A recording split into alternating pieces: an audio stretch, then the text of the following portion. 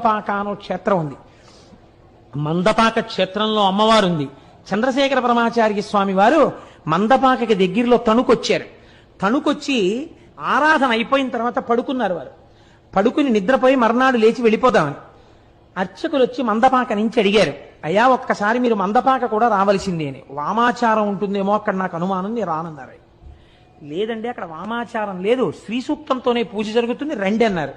ఎందుకన్నారో పరమాచార్య స్వామి నేను రానన్నారు అని పడుకున్నారు. మర్నాడు లేచి వెళ్ళిపోదామని పడుకుని అరగంట అవ్వలేదు, మందపాకలో ఉన్న అమ్మవారు స్వప్నంలో సాక్షాత్కరించింది.